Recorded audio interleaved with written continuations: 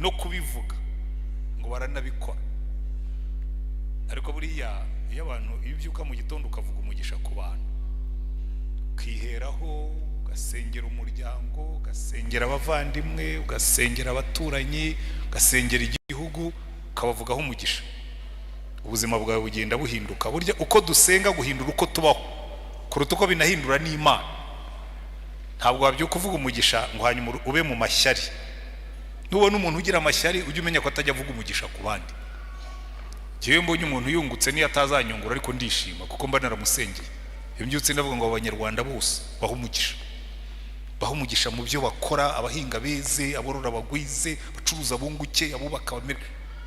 Iyo ubonye umuntu yubatse inzu waramusengeye niyo atakuze uranezerwa kuko wowe uvuga umugisha. Kandi ikintu cyiza cy'umugisha iyo ari unaga hejuru niyo uguye ni ukugwaho. Amen. Iyo uvuga umugisha ukawunaga ukanaga mwinshi hejuru, iyo uguye ni wowe ugwaho, nawe ukugwaho, ugwa ku bandi ariko nawe ukakugwaho. Siko bigendera. Ufashe ibintu ukabinaga hejuru byose ntibizagaruka ngo bikugweho, ariko hari bizakugwaho. Amen. Muvuga umugisha kuba bari iruhande, dusenge dusengerane, hanyuma niturangiza twumva ijambo ry'Imana. Turagushimye Mwami Mana yacu. Mwami wacu Yesu Kristo waratubwiye ngo babiri cyangwa batatu nibaterana mu izina ryawe ngo uzaba uri hagati yabo. Reka tubanze twemere kuba kwawe hagati muri twebwe, twemere presence yawe tuyature, tuyivuge, tuvuge ngo ubwiza bw'ijuru bugendana nawe bugaragara aha hantu. Kandi turavuze ngo imbaraga z'abamarayika bawe zikora uburinzi muri uru rusengero, kandi imbaraga z'umwuka wawe wera zuzura aha hantu. Hari igihe umwuka yamanutse ngo igicu cyuzura urusengero, mu gihe cya Mose byarabaye, mu gihe cya Salomo byarabaye, mu gihe cya Yosiya byarabaye, mu bihe byose imbaraga zawe zagiye zuzura mu nzu yawe.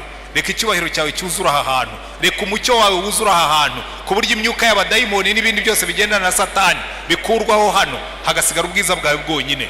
Reka imbaraga z'umwuka wera zigendagende hagati muri twebwe. Uburwayi bwose bwaba bavuye ku ndwara zisanzwe, bwaba buterwa n'amadayimoni kuko nabwo bubaho, imbaraga zawe zimanukire gukiza uwaje arwaye, yaba arwaye indwara y'uruhu imumereye nabi, yaba arwaye indwara z'imitsi idakora neza, yaba arwaye indwara z'amagufwa, yaba arwaye indwara z'imisokoro, yaba arwaye indwara zo mu mihogo cyangwa izo mu nda cyangwa n'izindi zose n'iz'abaganga bananiwe kumenya izo arizo. Reka imbaraga zawe zimanukire gukiza no gukuraho ibyo byose, kuko Imana ishobora byose, kandi iyi mibiri yacu niwe wayiremye kandi ushobora kuyisimbura. Kandi mu izina rya Mwami wacu Yesu Kristo waravuze ngo abarushye n'abaremerewe baze bagusangira baruhura. Dusengeye umuntu wese waba yaje hano aremerewe n'ibibazo byamurushije imbaraga, byamuteye kwiheba, byamuteye kumva rwose ntako yagira, rambura ikiganza cyawe uzamura uwo muntu mukure mu kabande. Ijambo ryawe riratubwira ngo mbwirira Zerubabeli ngo ibyo byose bigaragara nk'imisozi ngo ndaje mbihindura ibibaya, ngo kandi si kubw'imbaraga, ngo si kubw'amaboko y'abana b'abantu, ngo ahubwo ni kubw'umwuka wanjye. Bikore Mwami Yesu, ongera ubikore nk'uko wabikoreye abandi, uyu munsi wongera ubikore Mwami. Kandi turasengera umuntu wese waje hano akiri mu byaha. Mana, ijambo ryawe riratubwira ngo ibyaha bivanze no guterana kwera ngo urabirambiwe. Mu izina rya Mwami wacu Yesu Kristo, reka imbaraga z'umwuka wawe wera zimanukire kwemeza abantu. Waratubwiye Mwami Yesu ngo umwuka wera naza ngo niwe uzenda ku byaha akabitubwira, ariko uranatubwira ngo umwuka wera naza ngo azemeza abantu iby'ibyaha n'iby'urubanza n'ibyo gukiranuka. Mwuka wera manuka ukora umurimo wawe, ugendagende muri iri teraniro, abaje baremerewe n'ibyaha, abaremerewe n'ubusinzi, abaremerewe n'ubusambanyi, abaremerewe n'amashyari, abaremerewe n'inzangano, abaremerewe n'ibyaha by'uburyo bwose, mu izina rya Mwami wacu Yesu Kristo uyu munsi wawurinde uburukiro muri wowe. Manura imbaraga zawe zikora umurimo, kandi uhumugisha ijambo ryawe. Waratubwiye ngo ijambo ryawe ntirizagenda ubusa, ngo nk'uko imvura igwa ikameza ubwatsi, reka ijambo ryawe ryera imbuto mu mitima yacu, ubwoko bwawe buhabwe umugisha, izina ryawe rishyirwe hejuru, ubwami bwawe buze muri twe, mu izina rya Mwami wacu Yesu Kristo. Amen. Amen. Haleluya. Haleluya. Reka Yesu akorere hagati muri twebwe. Nahoze mbatera urwenya ngo umupastori yafashe terimosi asukamo divayi agenda ayinywa, hanyuma ageze mu nzira umupolisi aramufata aravuga ati pastor, ati ko nkureba nkabona umeze nk'uwanezerewe cyane, ati iyo terimosi yawe harimo iki? Ati genda nashyizemo amazi, ati niyo ndimo kunywa gusa nayatwaye muri terimosi kugira ngo akomeze asusuruke. aramubwira ati mpereza iyo teremusi nihumurize. Arihumuriza ati ko numve humura divayi.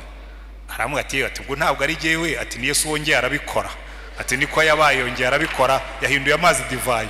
Ariko ubundi n'amazi nari mfite, ati ubwo ni Yesu wahinduye divayi. Reka twikomereze, Yesu abakorera ibyo amenyereye gukora, abakeneye kuruhuka baruhure, abakeneye gukira bakize, abakeneye gukizwa nabo bakize mu izina rya Yesu. Amen. Ntabwo ariyo nyigisho yacu y'iki cyumweru, murabizi. Cyumweru cya mbere twarebye umuntu witwa Sawuli wabaye umwami wa Isirayeli.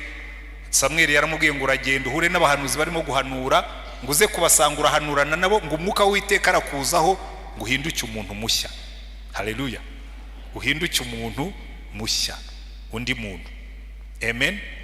Kera maze gukizwa, abasore twagendanaga mu byaha baje kunyagira. Kugira gute? Kunyagira. Atari mu Kirundi ariko mu Kinyarwanda baza kunyagira. Barazarambwe ati gusica byakugendekeye bite? Kuko icyo gihe nakijijwe, nari umwarimu muri university bamvana njya kwigisha muri Tronkom, iyo nkuru yo murayizi nkunda kuyivuga hano. Ko ni ishuri nigiyemo amasomo menshi. Barazarambwe ati agahinda kaguteye rwose kujya muri ibi bintu by'abasazi b'abarokore. Ndavuga ni kabisa musezere ubu ngubu nagiye. Barambwira tubwo rero tugusezeyeho turakubara nk'uwapfuye. Ndababwira ntaho muvuze ukuri. Wa wundi mwari mumenyere Antoine wa kera amekwisha kufa, yarapfuye, naramuhambye, ubu ndi umuntu mushya. Haleluya. Ikibazo dufite, hari abantu benshi babatijwe ariko batabaye abantu bashya. Ariko Samweli yabwiye Sawuli, aramubwira ngo Sawuli, umwuka wera arakuzaho ube umuntu mushya. Amen. Icyumweru gishize twabonye undi witwaga Sawuli wahindutse Paulo. Umwuka wera yamujeho, amaze kumukura imboneranye ku maso, wahoze atoteza itorero ahubwo araritoterezwa. Haleluya. Avamo umuvugabutumwa, avamo intumwa ikomeye cyane, yanditse 1/2 cy'ubutumwa bwiza cyangwa cy'inzandiko tubona mu Isezerano Rishya. Uyu munsi tugiye kureba undi muntu, kandi inyigisho nayise ngo uhumura ute iyi si gutetse. Haleluya. Uhumura ute iyi si igutetse. Isi iteka abantu. Abanyarwanda bacaga umugani ngo iminsi iteka inzovu mu rwabya. Isi iragufata ikaguteka. Hari umuntu mperutse kumva avuga ngo niba itari yaguteka, ngo ntugire ngo yarakwibagiwe, ngo aracyashakisha ibirungo. Isi izaguteka, bamwe bazatekwa ku ipanu yo mu rugo. Imana iguha umugore aguteke, Satani amukoreshe agushyire ku ipanu y'urugo aguteke. Imana iguha umugabo akubera umuriro baguteke. Imana igushyire mu kazi inzangano z'abantu, amashyari y'abantu, isi guteke tu. Aho ngaho niho yakwiye kuvuga ngo niba isi itaraguteka ntugire ngo yarakwibagiwe, ngo iracyashakisha ibirungo. Ariko uzabigenza ute isi niguteka? Isi niguteka uzahumura ute? Kuko burya hari ibintu bibiri bibaho. Iyi isi gutetse ushobora guhumura nk'ubwoya. Twebwe rero twabaye mu nka, burya bimwe mu bintu binuka nabi ubwoya bubamo. Twajyaga twotsa inyana, ariko n'inka nkuru twarazotsaga. Yo kubitaga umubunduro ku nyana cyangwa ku nka, ubwoya bunuka nabi. Oderi y'ubwoya buhiye. Ariko iyo bokeje inyama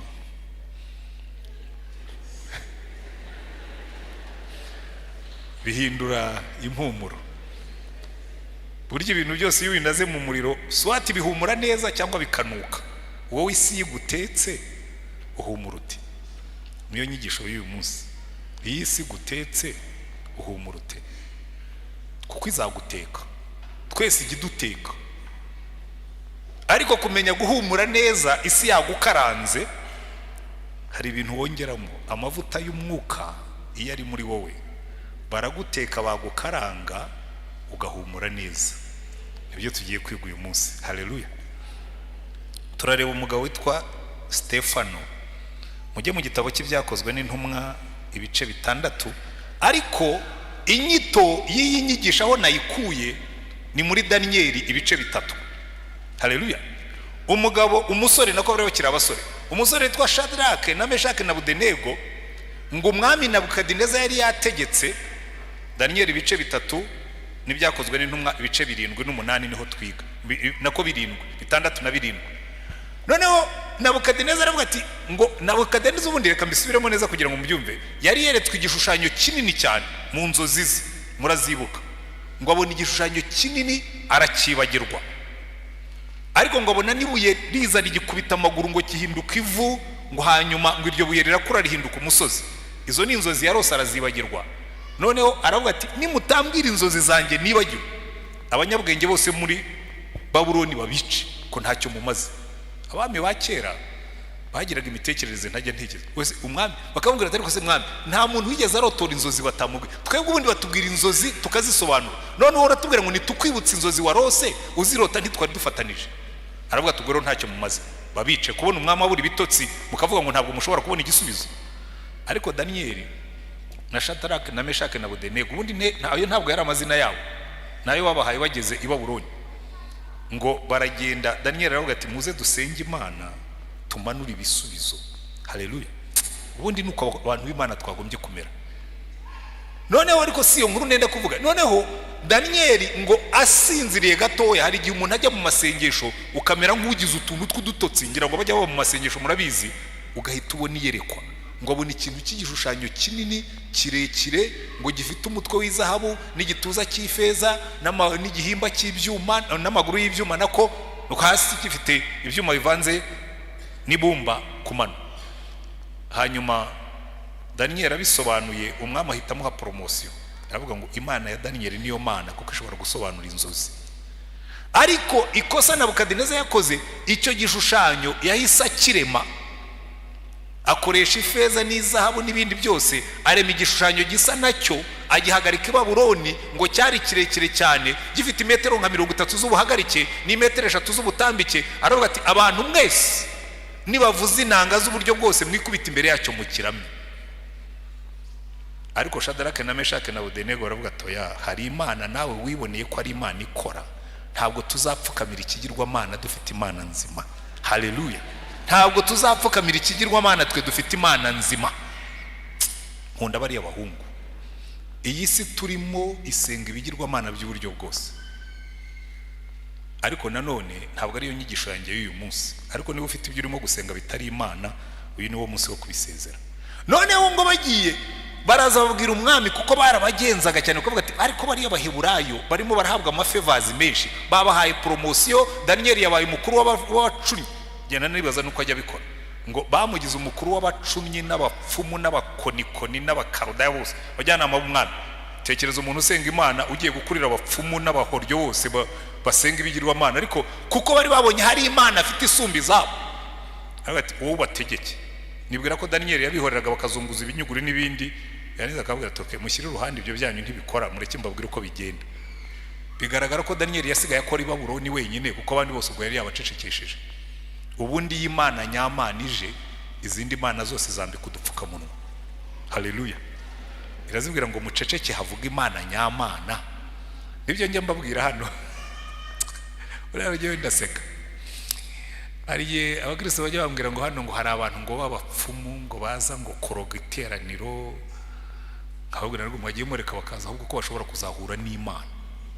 Jewe ikishobora kumpangayika mu iteraniro nk'iri, suko umupfumu ashobora kuza aje kuroga iteraniro, suko umurangi ashobora kuza aje kwabura ngo ibiseke.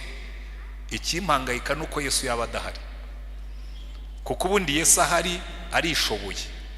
Bene ibyo rwose arishoboye, ntabwo akeneye ubufasha bwanjye, ntabwo akeneye ko nshyiraho uburinzi, ntabwo akeneye ko njya kwirukana umupfumu, ntabwo akeneye ko njya kwirukana umurangi. Aramureba akamuseka akabaruze nk'uyu yaje gukora iki, ko ntushobora kuroga iteraniro Imana iteraniyemo. Muzabaze Baramu Baraki aramutuma tuze umvumire bano bantu. Baramu aragenda hagara hejuru y'umusozi, ngo yari umucunnyi, ubwo yari kuba yaba ari wo muri no minsi, yari kuba ari nk'umurangi. Abarangi nibo bavanga Bibiliya n'ibindi byose, yari kuba ari nk'umurangi. Kuko abantu benshi bayobera mu barangi bibwira ngo barasenga, kuko nabo bafata Bibiliya bakayishyira, ariko burya ntabwo, ntimuzabyibeshyeho. Baramu araza aritegereza, abwira Baraki ati Baraki dukoze ikosa, ntabwo nshobora kuvuma buriya bwoko, nintera umuvumo uratugarukira, kuko Imana ibatwaye iri hagati muri bo kandi ifite amaboko nk'ay'imbogo. Haleluya. cyane numva abantu bahinda imishitsi ngo abapfumu ngo baraje ngo abarozi ngo bagize bate ngo baroga insengero ngo baroga bavuga butumwa. Iyo mpagaze ahangaha mu izina rya Yesu abampagariki, so niyo watera imivumo yawe uhagaze hari uzayitera ikugarukire, kuko ntishobora kumfata kuko ntacyo mpfa nabo. Haleluya. Ariko kuruta ibindi byose umwuka undimo aruta iyo myuka yindi urimo kuvuga.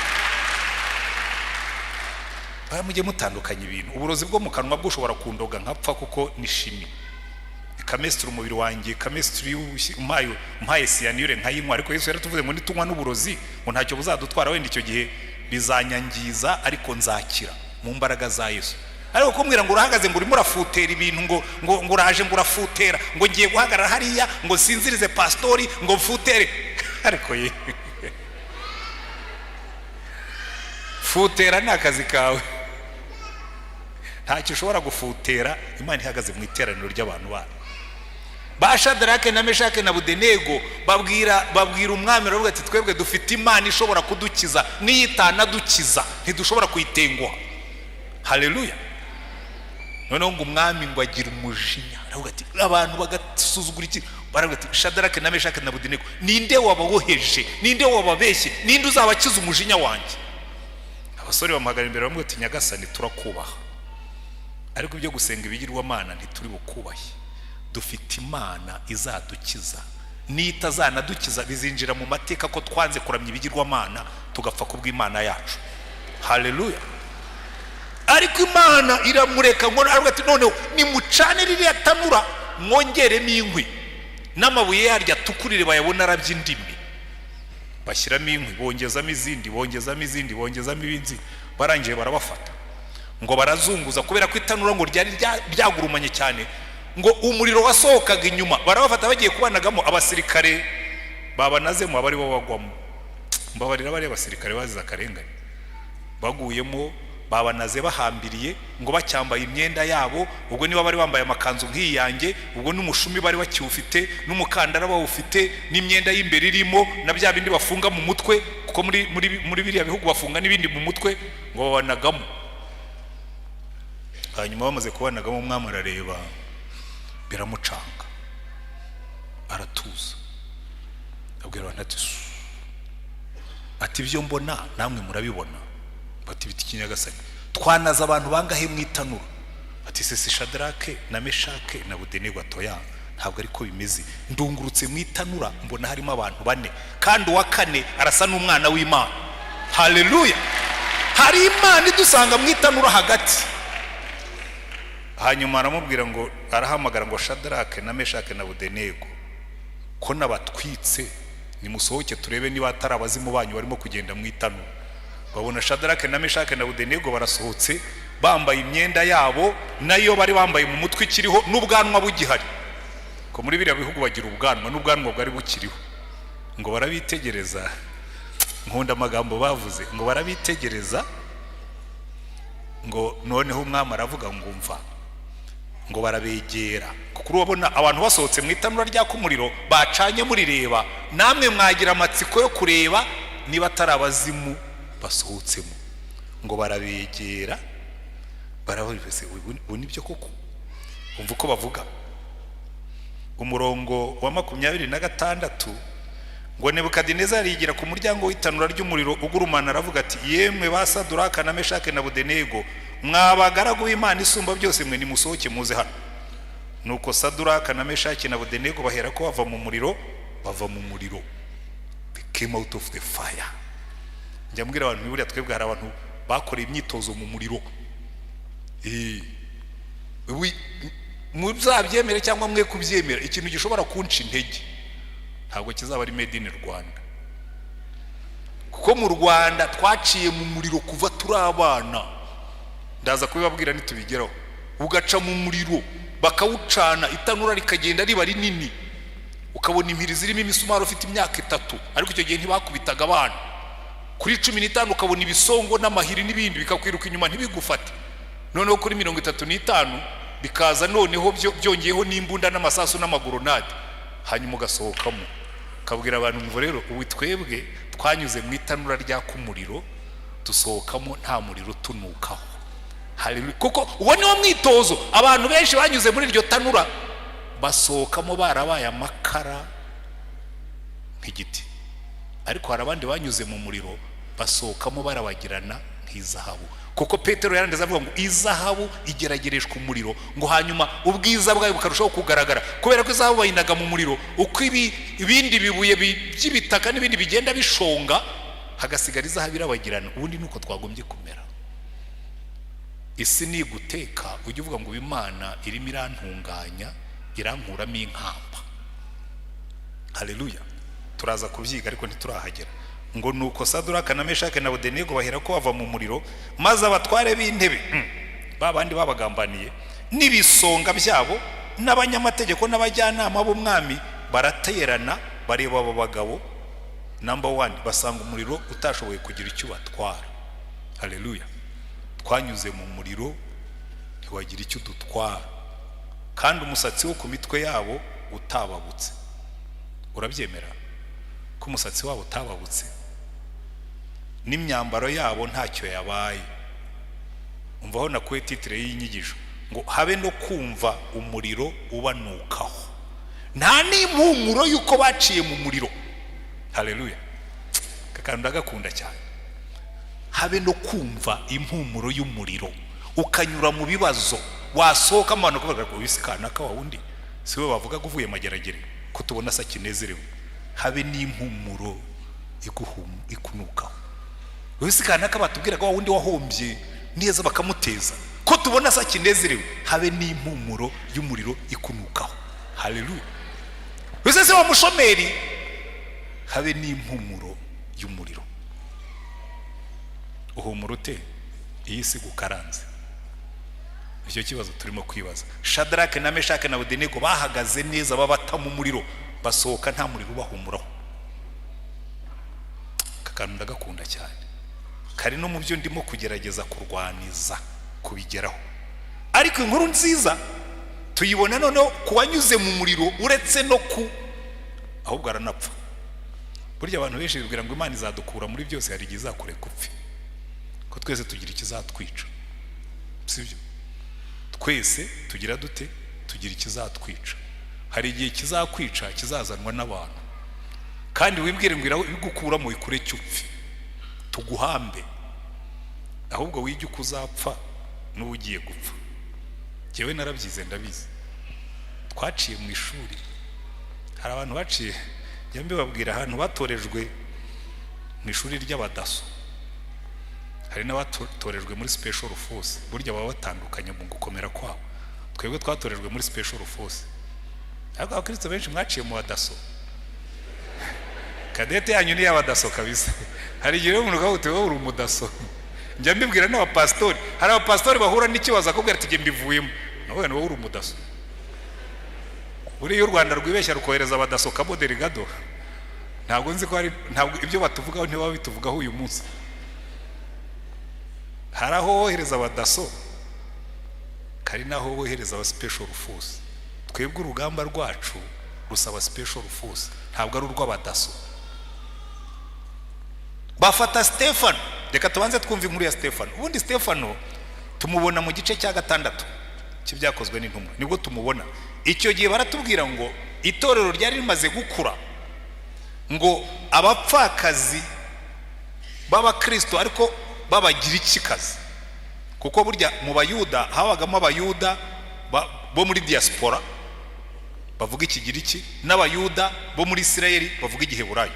Noneho ngo batangiye kujya basangira ibyabo, ngo aba diaspora babo bakavuga ati ariko twebwe iyo tuje batanga ibyo kurya, twe bakatwibagirwa, wenda kubera ko batumva ururimi rwacu, ngo bajya kubibwira intumwa. Niho Stefano atangirira. Mujye mu gice cya 6 tubanze tumwumve. Uyu mugabo ndamukunda cyane. Baratubwira ngo muri icyo gihe abigishwa, umurongo wa 1 w'igice cya 6, abigishwa bakigwira, abayuda bakigira icyo batangira kwitotombera abaheburayo, kuko abapfakazi babo bacikanwaga mu igerero ry'iminsi yose. Abo 12 bahamagara abigishwa bose bati, ntibikwiriye ko turekera kwigisha ijambo ry'Imana kwicara ku meza tugabura. Icyo kantu niba byakundaga natwe mukadukiza ibintu bimwe twicaramo, intebe zavunitse, ngo pastori ntabwo nshinzwe kureba intebe zavunitse, ubundi ngo mu rusengero ngo hari ibintu bitagenda, ubundi hagombye kubaho abakristo bareba iby'ibyuma n'iby'intebe, jewe nkasigarana umurimo wo gusenga no kugabura iby'Imana. Kajya nza gusa mukajya mubaza atari ko twakuribeye kuki tubona ibintu tuzanira bijandamye, ibintu by'ibisumare by'ibitogosanyo bidakaranze neza. Wenda ibyo mubimbwiye navuga nicyo kora mufite impamvu, ariko kumbaza ngo turabona ngo urusengero rusa nabi, ngo turabona ngo intebe, bundi byo si bya pastori. Izi ntumwa za mbere zabikoze neza, ziravuga ngo umva ntabwo bikwiriye, nuko bene data mutoranye muri mwe abantu 7 bashimwa buzuye umwuka wera n'ubwenge, tubashyire kuri uwo murimo, ariko twebweho tuzakomeza gusenga no kugabura ijambo ry'Imana, tuzaguma mu by'Imana yaduhamagariye. Ariko muri kino gihe mbona ahubwo twarabicuritse, twe twagiye ku meza kugabura, usanga pastor ari mu mishinga, ugasanga pastor ari mu yewe namaze igihe hari umushinga twagiraga hano, singiye kuvuga waterwaga inkunga nande, ubwo ababizi barabizi, hayo ngo pastor ngo ntagaragara mu mushinga nkawe, ngiye ntabwo nshinzwe imishinga, nshinzwe gusenga no kugabura iby'Imana. Abo twashyizeho simbaga, ariko ugasanga bibabereye ikibazo kuko bazi ko twe tugomba kuba abadiyakoni, ariko twe turi abapastori, hari abadiyakoni bagomba gukora, ariko nabo bakaba buzuye umwuka kandi bafite ubwenge bw'Imana. Haleluya. Noneho ngo abari aho bashima ayo magambo, batoranya Stefano umuntu wuzuye kwizera n'umwuka wera. Umurongo wa 5, na Filipo na Prokuro na Nikanori na Timoni na Parumena na Nikarawo muri Antiokiya watoye idini y'Abayuda. Urumva ko yari umugiriki nyine. Babashyira imbere y'intumwa, bamaze gusenga barambika ibiganza, nuko ijambo ry'Imana rikomeza kwamamara, umubare w'abigishwa ugwira cyane i Yerusalemu, abatambyi benshi kumvira uko kwizera. Kuko urumva iriya mikorere iyobowe n'umwuka wera, abapastori, ababishops, twe tukajya mu ruhimbi, tukajya kumanura ubwenge bw'Imana, tukajya kumanura iby'Imana yavuze, noneho mwebwe mukajya mu mishinga. Icyo gihe ngo byarafatanije, ngo itorero rirushaho gukura, rirushaho kugira imbaraga. Naho ndasanga twaraguye umudari, turahoga uhirirwa mu mishinga, warumiranye, waza kwigisha ukaza urimo kubara inkuru zo wakuye kuri radio no muri YouTube, narugize rute. Hari igihe Sawuli yagiye guhiga Dawidi mu butayu, aragenda asinzirira mu butayu n'abasirikare bamukikije. Dawidi ajyana n'uwitwa Bishayi, baragenda basanga ngo basinzirira, aramubwira ati twara ririya cumu rye n'agacuma. Yabyigishaga abapastori nkababwira nti kuri uriya mwami wamutwaye icumu rye n'agacuma niko tumeze. Satani yaraje adutwara icumu n'agacuma, intwaro zacu arazitwara, n'amazi yacu y'umwuka arayajyana, ahasigaye dusigara turi aho ngaho. Hanyuma ariko Dawidi yakomereye ingabo za Sawuli, aravuga ati we ntabwo mwakoze akazi kanyu neza. Umwebwe nta bintu bijya bibabangamira hano. Kumviye muterwa bira bintu, hari igihe ibyuma bivuga n'abantu kaza pastor ibyuma byavugaga nabi, jewe ntabwo nshinzwe ibyuma. Ariko pastor iyo ibintu izi ntebe za hano ntizimeze neza, jewe ntabwo nshinzwe intebe. Nibikubera umutwaro uzabigira uwawe, ubiterure ubiheke. Harabona ngo none se uhemberwa iki? Muranyumvira di? Nshaka guhembwa se hano nari kuza. Hari n'umuntu yigeze kubibwira navuga nti iyo mvugo ntuzongere kubivuga uri imbere yanjye. Nshaka guhembwa ntabwo nari kuba pastor. Sivyo? Rwose ushaka amafaranga ariyo yaguhagurukije ntuzabe pastor, ndabikubujije. Nabajya bibeshya ngo hano ngo hirya ngo haba amafaranga ngo batura n'amatura. Jya numva abantu bari bakubunza ibigambo bagahondagura amagabo, ariko se amafaranga, ndashatse amafaranga ntabwo naza kuyashakira hariya mu giseke. Oya, hari ahandi ari meza ashyushye aryoshye atarimo n'imiruho, atagusaba kurara usenga, atagusaba gutegura sermon, kandi nkayakorera meza nkayashyira mu mufuka nkagura ikimodoka kinini. Ariko cyo ndimo kubabwira si icyo. Ababigishwa baravuga ngo ya ntabwo tugiye kureka gusenga no kugabura iby'Imana, mudutoraniza abantu babiringirwa buzuye umwuka. Batoranyamo na Stefano, niwe dushaka kwibandaho. Ngo Stefano, umurongo wa 8, yari yuzuye ubuntu bw'Imana n'imbaraga, akora mu kubantu ibitangaza n'ibimenyetso bikomeye.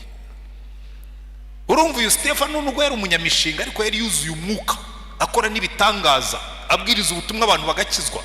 Noneho umurongo wa 9 baratubwira ngo noneho ngo ariko abantu bamwe bo mu isinagogi yitwa y'Abarubertino n'iy'Abanyakurene n'iy'Abanyalexandria n'iy'Abanyakirikiya n'Abanyasiya barahaguruka bajya impaka na Stefano. Mu cyongereza baravuga ngo opposition arose, abantu bo guhangana nawe barahaguruka. Burya rero iteka ryose idini ihora ihanganye n'umwuka. Idini ihora ihanganye n'umwuka, niko bigenda. Barahaguruka. Ariko ikintu nkunda ngo bahagurutse, aka niko kantu ka mbere nkunda cyane, ngo baramukurubana bamujyana imbere y'iteraniro ry'abayobozi mu Sanhedrin, bamujyana imbere y'abanyarukiko. Hanyuma nkunda aka kantu, murebe uko icyo gice kirangiye 15 ngo abicaye mu rukiko bose bamutumbiriye babona mu maso ha Stefano hasa na hamarayika. Umuntu wuzuye umwuka ahagaze imbere y'abantu bose barimo guhekenya amenyo. Yumva ijwi ry'Imana rimubwira ngo Stefano, ikarume gatoya utanga ubuhamya. Ngo bamurebye mu maso babona asa na marayika. Ndashaka kukubaza ikibazo, iyi si guhekenyeye amenyo usute? Iyo uhagaze imbere y'abantu bahekenya amenyo, bazamuye urusaku, bazamuye akayoge, usute? Kuko kenshi isi dushushanya mu ishusho yayo, iyo ihekenya amenyo natwe dukambya agahanga.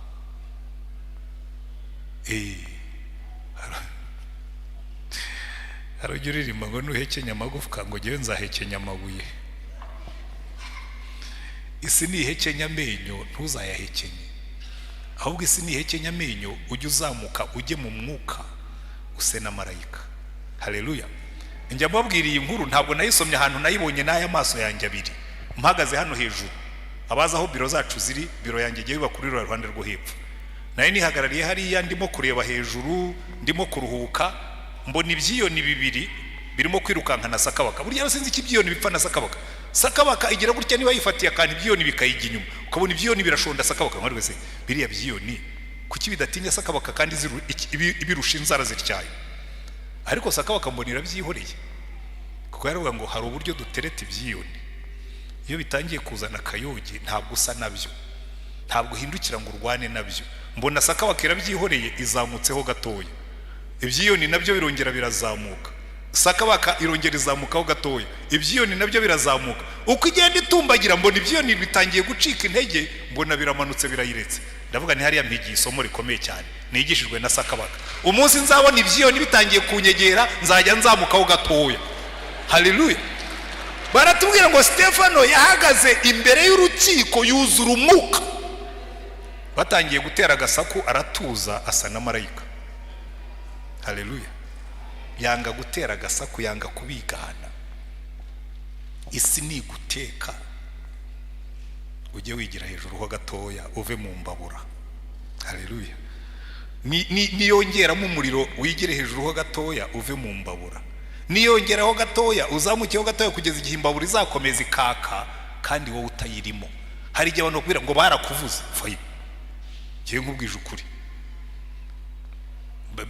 Abo tujya tuganira barabizi. Iyo ukambwira ngo kanaka yarakuvuze, ndabubwira mwihorere, ntabwo ahemberwa kumvuga neza. Cyo mureka yivugire. Ntose niba zikuvuga nabi mureke yivugire nabi, kuko uruvugo ntawe rwishe. Ariko n'abantu usanga barabyimbye ngo ubona ngo yaramvuze.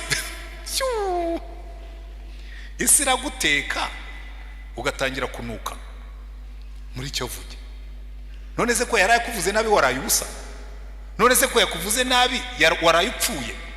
None se ko yakuvuze nabi warwaye? Ahubwo ugiye kurwara kubera ko wamenye ko yakuvuze nabi. Ubundi ushatse bavuga ngo se ubundi kumvuga nabi byantwaye iki? Ukigira hejuru ho gatoya ukareka ibyiyoni bikaguruka munsi yawe. Icyo nicyo kuzura umwuka bimara. Haleluya. Hari ikintu kigeze kuba cyari kinini cyane kuri bamwe, ariko ntabwo cyari kinini kuri je, nubwo ari gihe cyari cyabayeho. Noneho abantu baraza barambwira ati yewe rwose wihangana ukomere. Nari umupastori, nyivuze mwakimenya, ariko ubwo abazi no gusoma ibimenyetso by'ibihe bamenye icyo ndimo kuvuga. Wihangane rwose ntuve mu murimo, turabizi ibi bintu bijya bibaho. Ngaseka. Arazi ko aba bantu barimo kugurukira muri zone y'ibyiyoni. Umwe yanabivuze nawe aravuga ngo Antoine yajyaga yirata ngo agiye kumera nk'igihaza bakubise hasi kigo kikavuga ngo hwa. kandi wabivuze ni inshuti yanjye. Munambwe atari ko kana kamupfiki ubonye ngo avuge ngo ugiye kumera nk'igihaza bakubise hasi kivuge ngo hwa.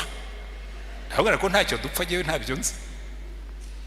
Ni gusa uzamumbwirire ngo hari ibintu bibiri byitwara bitandukanye iyo wabikubise hasi. Iyo ukubise hasi igihaza cyuzuye amazi kiravuga ngo hwa. Iyo ukubise hasi denesi yuzuye umwuka irazamuka ikajya mu kirere. Rero uzagenda umubwire ngo we ntabwo ari igihaza ni denesi. Mwuzure umwuka. Iyo wuzuye umwuka isi iragukubita hasi ukabondisa. Hanyuma baguteka amavuta akavamo ugahumura. Haleluya.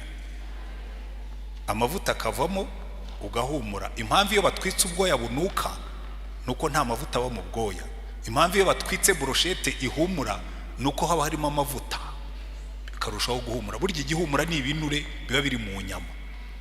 Niyo mpamvu Imana yavuga ngo ibinure byose mujye mubitwikira imbere y'Uwiteka kuko bihumura neza. Haleluya. Isi nigutwika ujye ureka amavuta y'umwuka asohoke uhumure neza. Buri cyatumye Stefano atuza yahise azamuka ajya muri dimension y'umwuka. Dimension y'umwuka iravuga ngo muri dimension y'umwuka imbuto z'umwuka ni amahoro. Ukagira amahoro kandi ibintu birimo gucika hagukikije. Ngo imbuto z'umwuka ni urukundo na amahoro n'ibyishimo. Ukicara ukagira amahoro. Jewe aya mahoro ndayazi. Ku itariki ya 4 y'ukwezi kwa ya 7 nako y'ukwezi kwa 4 muri 1994 ntera hamwe zahagaze imbere y'iwanjye. Ikintu cyabanje kuza muri jewe sinjya mbeshya abantu. Nari kunuka kabisa. Ndavuga ngiye gufata umuhoro ndasohoka ndatemamo bakeya mfe ariko mfe nk'umugabo. Hanyuma numva Imana inkomanze ku rutungo hanyuma se nupfa nk'umugabo. Uratunguka imbere yanjye ufite amaraso ku ntoki umbwire ko wari uvuye hehe. Wapfuye nka Yesu. Mita neza switching off. Mva muri kamere ndazamuka njya mu mwuka. Numva amahoro aragarutse. Mbwira Imana ntumbabarire no kuba natekereje gutyo. Ubampereho umugisha nibanyica ne gupfa nshinyitsa amenyo mfe ntuje mbasabira umugisha. Hanyuma bikurikiye n'amateka kuko zirakabaho inkotanye nubwo nigeze kubivuga abantu bamwe akaba ngo abayihakirwa ngo abagira gute. Reka tujye tuvuga abandi neza kuko kuvuga ko abantu bakugiriye neza ntabwo bahakwaho. Nigeze kubivuga mu nyigisho imwe mbona abantu bashyizeho ma comments ku nyigisho aho bari bayipostinze bati teoriya n'umuntu uhora ahakirizwa